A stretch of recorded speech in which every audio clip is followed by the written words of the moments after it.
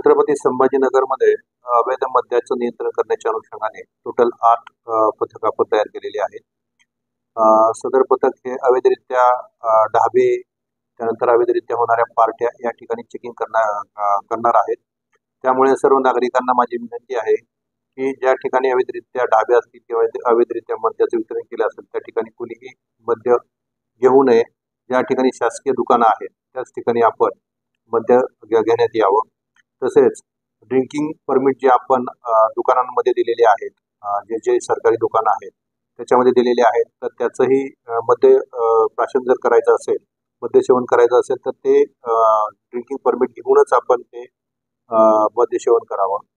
तसेच असं जे अनुज्ञप्त्यांचे टायमिंग्स आहे ते वाईन शॉप्स असतील तर ते 1 वाजेपर्यंत त्यांचं उघडी राहणार आहेत आणि परमिट बिअर बार आहेत ते पहाटे 5 वाजेपर्यंत उघडी राहणार आहेत.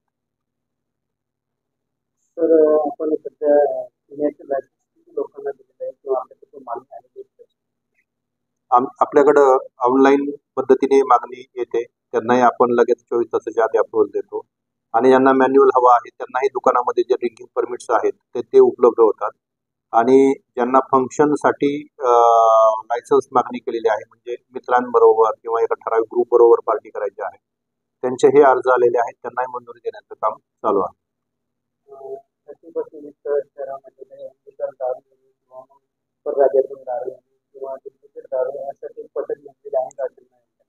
आपण छत्रपती संभाजीनगरमध्ये अवैध मद्याचं वितरण होऊ नये या अनुषंगाने एकूण 8 पथक तयार केलेले आहेत. त्यामध्ये एक्झिक्युटिव्ह आणि नॉन एक्झिक्युटिव्ह असा दोन्ही स्टाफ मिक्स केलेला आहे आणि सदर सर्व स्टाफ हा अवैध मद्याचं नियंत्रण करणे किंवा कमी पद्धतीचं मद्य वितरित करणे यावरती नियंत्रण करणार आहे. नागरिकांना हेच आवाहन करतो की आपण नवीन वर्षाचं आनंदात उत्साहात स्वागत करा, परंतु त्याचं भान ठेवून करा आणि मद्य जर सेवन करणार असेल तर ते सरकार मान्य दुकानातूनच मद्य खरेदी करा. कारण इतर ठिकाणी आपण अवैध ठिकाणी जर मद्य खरेदी करत असाल तर ते बनावट किंवा परराज्यातलं मद्य असू शकतो, त्यामुळे शासनाची हानी होऊ शकते आणि आपल्याही आरोग्यावरती परिणाम होऊ शकतो. ही माझे नागरिकांना आव्हान.